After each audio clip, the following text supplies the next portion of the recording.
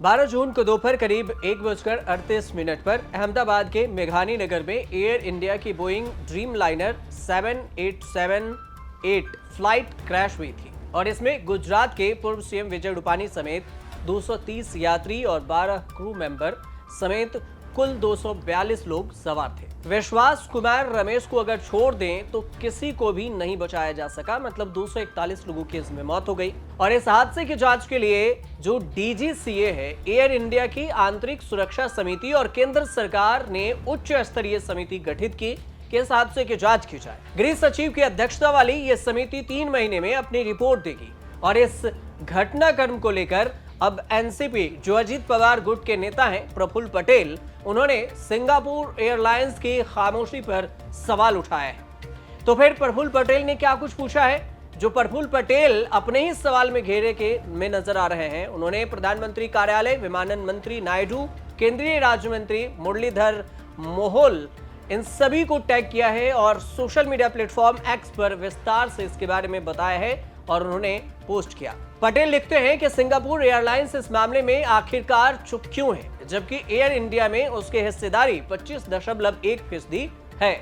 सबसे महत्वपूर्ण बात यह कि एयर इंडिया के CEO Campbell Wilson Singapore airlines के नॉमिनी भी हैं। वे पहले उनकी सहायक कंपनी स्कूट एयरलाइंस के सीईओ रह चुके हैं। और आखिर ये चुप्पी क्यों है?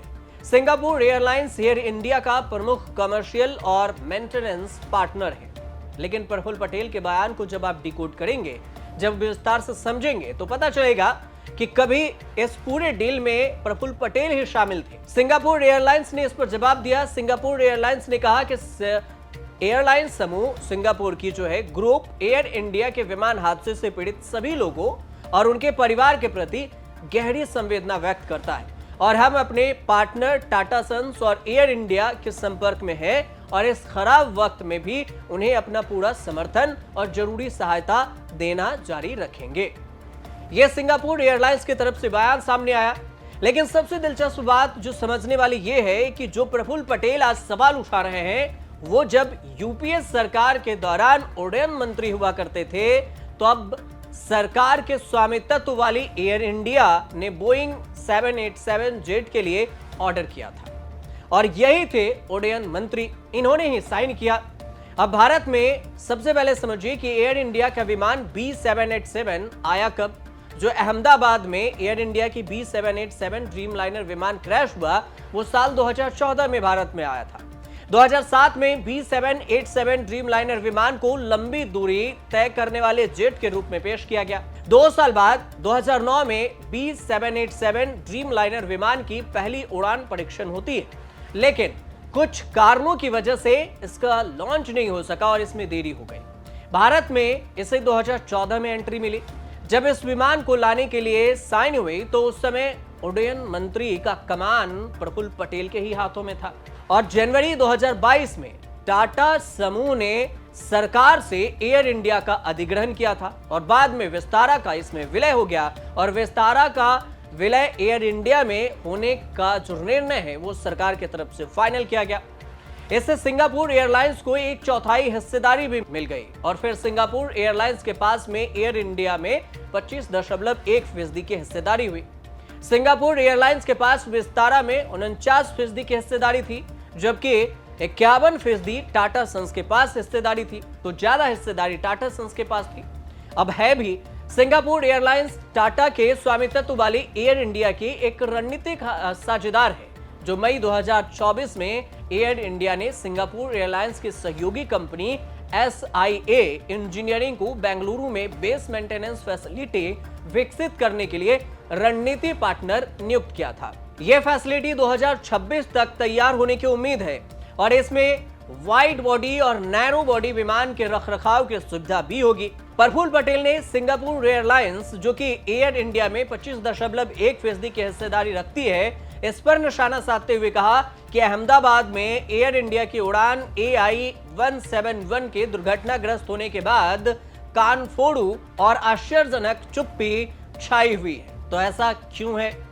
एक और दिलचस्प बात, जो सबसे दिलचस्प बात है, वो भी ये समझिए कि तत्कालीन उड्डयन मंत्री के रूप में कार्यभार संभालने के 4 महीने बाद प्रफुल्ल पटेल 2 अगस्त 2004 को एक बैठक की अध्यक्षता की, जिसमें एयर इंडिया के खरीद ऑर्डर को 28 विमानों के जो प्रस्ताव थे उसको बढ़ाकर 68 कर दिया, मतलब 68। अब इसकी लागत 50,000 करोड़ रुपए थी। एयर इंडिया के लिए पटेल की खरीदारी लिस्ट में 50 विमानों में से 27 बोइंग 787 ड्रीमलाइनर थी। और इससे भी बुरी बात यह है कि बढ़ा चढ़ाकर इसे पेश किए गए खरीद ऑर्डर के पीछे न तो कोई व्यवहार राजस्व योजना थी और न ही कोई मार्ग था इसके विस्तार के लिए। तत्कालीन इंडियन एयरलाइंस को 43 विमान खरीदने के अपने जो प्रस्ताव है उस पर फिर से विचार करने के लिए कहा गया था, लेकिन इससे इनकार कर दिया गया। उड्डयन मंत्रालय की तरफ से मंत्रालय ने 5 अगस्त 2004 को एक पत्र के माध्यम से बैठक के विवरण को एयर इंडिया के तत्कालीन सीएमडी वी तुलसीदास को भेजा।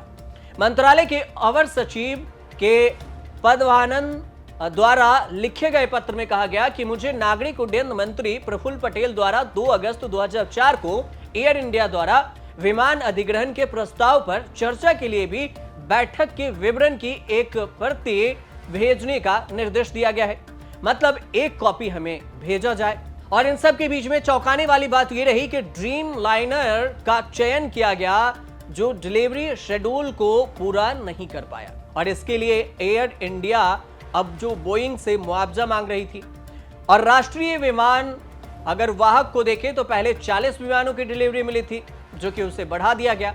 इस पर कैग की भी रिपोर्ट आई और कैग की रिपोर्ट में बेड़े को बढ़ाने के मंत्रालय के तर्क को खारिज किया गया कि अमेरिकी मार्ग में कंपटीशन बढ़ गई है। अमेरिका में हालांकि विमानों की खरीद पर ड्राफ्ट ऑडिट रिपोर्ट में यह कहा गया कि 2005 में जिन 10 अंतरराष्ट्रीय मार्गों पर एआई उड़ान भर रहा था वे 3 साल बाद घाटे में जाने लगा।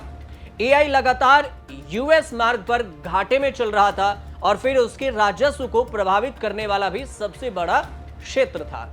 अब रिपोर्ट में इस बात का भी जिक्र किया गया कि जेट एयरवेज ने उसी अवधि के दौरान सैन फ्रांसिस्को के लिए गैर पारिश्रमिक से हटकर साझेदारी दिखाई है। संयोग ये थी कि 28 विमान खरीदने की जो मूल योजना थी उसको एनडीए सरकार के दौरान एआई बोर्ड द्वारा अनुमोदित किया गया था।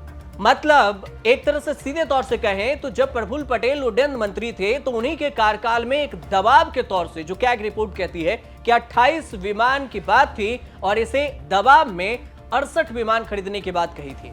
और इसके मूल्य कारण भी बताया था, कहा था कि अमेरिका की तरफ से उधर बोइंग कह रहा था दबाव है, बावजूद इसके साइन हुआ था। तो यूपीए के दूसरे कार्यकाल में बोइंग आने की बात हुई, पहले कार्यकाल में इनका साइन हुआ था और इसके बाद ये बोइंग हमारे भारत में आया। 2014 में फाइनल इसकी पहली उड़ान फाइनल डिलीवरी हुई बोइंग 2014 में।